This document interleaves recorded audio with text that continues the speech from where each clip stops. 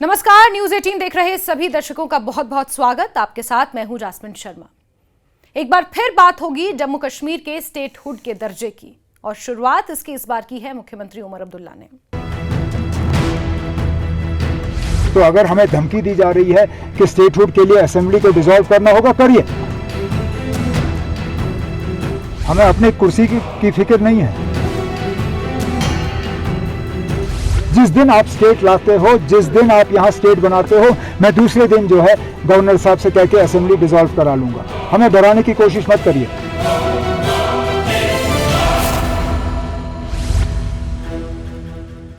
जम्मू कश्मीर की सियासत में राज्य का दर्जा यानी कि स्टेटहुड की बहाली हमेशा से एक नाजुक और अहम मसला रहा है। जब अगस्त 2019 में अनुच्छेद 370 को हटाया गया और जम्मू कश्मीर का खास दर्जा खत्म करके इसे केंद्र शासित प्रदेश बना दिया गया, तभी से यहां की आवाम और तमाम सियासी पार्टियां लगातार राज्य का दर्जा वापस दिलाने की मांग कर रही हैं। इसी सिलसिले में हाल ही में मुख्यमंत्री उमर अब्दुल्ला का बयान एक बार फिर से इस बहस को ताजा कर गया है। जल्दी हो अच्छा। यहाँ तक कि मैंने एक अखबार के जरिए पढ़ा है कि स्टेटहुड बहाल होगा, लेकिन उसके लिए नए सिरे से असेंबली इलेक्शन करने होंगे। कराइए, किसने रोका? हमें अपनी कुर्सी की फिक्र नहीं है। उनको शायद जिसने ये, मैं जानता हूँ ये कहानी कहाँ से आई, मैं जानता हूँ ये यहाँ के अखबार में कहाँ से प्लांट हुआ, और ये प्लांट हुआ सिर्फ इस गर्ज से कि एमएलए जो हैं वो डर जाएं और कहें नहीं नहीं नहीं छोड़ो, फिर हम 5 साल इंतज़ार करेंगे। ये स्टेटहुड किसी एमएलए के लिए नहीं है, ये स्टेटहुड यहाँ की हुकूमत के लिए नहीं है, ये स्टेटहुड जम्मू कश्मीर के लोगों के लिए है, और हम एमएलए जो हैं इसमें रुकावट नहीं बनेंगे। तो अगर हमें धमकी दी जा रही है कि स्टेटहुड के लिए असेंबली को डिसॉल्व करना होगा, करिए।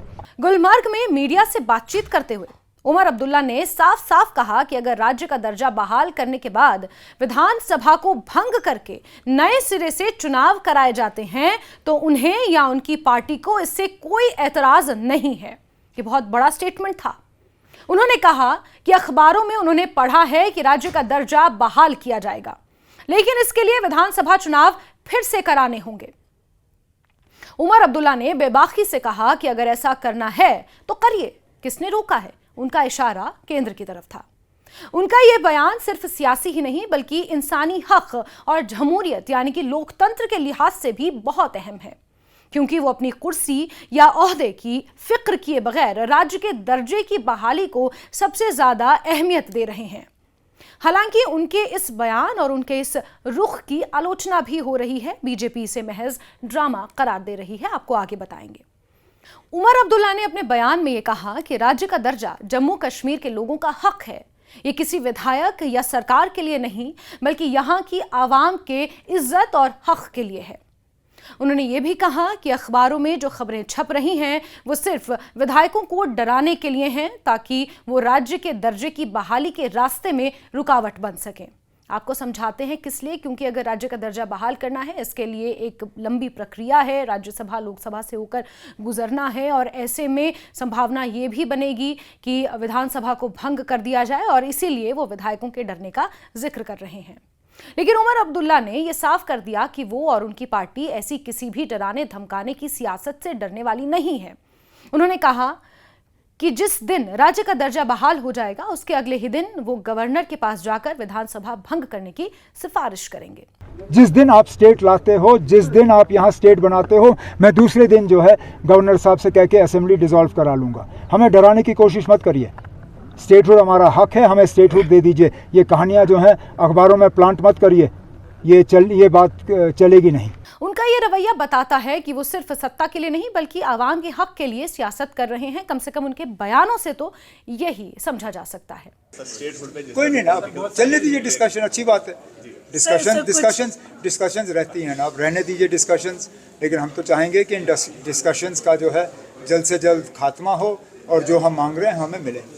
उनके लिए राज्य का दर्जा बहाल करना जम्मू कश्मीर के लोगों की पहचान, इज्जत और हक का सवाल है, और शायद स्टेटहुड का मुद्दा हर जम्मू कश्मीर में रहने वाले और हर जम्मू कश्मीर राज्य से ताल्लुक रखने वाले लोगों की इज्जत और हक का सवाल है। इसीलिए अगर इसके लिए उन्हें मुख्यमंत्री का ओहदा छोड़ना भी पड़े या विधानसभा भंग करनी पड़े तो वो इसके लिए पूरी तरह तैयार हैं। अपने बयानों में इस बात का जिक्र और दावा मुख्यमंत्री उमर अब्दुल्ला ठोक चुके हैं। ये बयान न सिर्फ जम्मू कश्मीर के लोगों के हक की लड़ाई को मजबूती देता है, बल्कि केंद्र सरकार पर भी दबाव बनाता है कि वो राज्य के दर्जे की बहाली को लेकर कोई ठोस और साफ कदम उठाए। हालांकि समय समय पर गृह मंत्री से लेकर रक्षा मंत्री से लेकर उपराज्यपाल से लेकर और खुद प्रधानमंत्री तक इस बात को कह चुके हैं कि स्टेटहुड का दर्जा जल्द ही हालात सामान्य होने के बाद बहाल कर दिया जाएगा। उमर अब्दुल्ला का ये बेबाक और साफ बयान ये भी दिखाता है कि अगर लीडर लोग अपनी कुर्सी छोड़कर आवाम के हक के लिए खड़े हों तो जमहूरियत और भी मजबूत होती है। उनकी सोच और वफादारी जम्मू कश्मीर की सियासत में नई उम्मीद और हौसला पैदा कर रही है। हालांकि मुख्यमंत्री उमर अब्दुल्ला के इन बयानों की हर तरफ आलोचना भी हो रही है। पीडीपी की तरफ से भी प्रतिक्रिया आई है, सज्जाद लोन ने भी इसको लेकर प्रतिक्रिया दी है और वहीं बीजेपी की तरफ से नेता प्रतिपक्ष सुनील शर्मा तो इसे मुख्यमंत्री उमर अब्दुल्ला का एक ड्रामा करार दे चुके हैं। एक नया ड्रामा अब चल पड़ा है उमर अब्दुल्ला साहब का। अपने फेलियर को, जो उमर अब्दुल्ला साहब हर फ्रंट पे फेल हो चुके हैं, उस फेलियर को छुपाने के लिए एक नया ड्रामा रच लिया उन्होंने। मैं जी अब सरकार से क्विट करूंगा, सरकार छोड़ दूंगा, सरकार कुर्बान कर दूंगा। उमर अब्दुल्ला साहब, ये ड्रामा बंद कीजिए।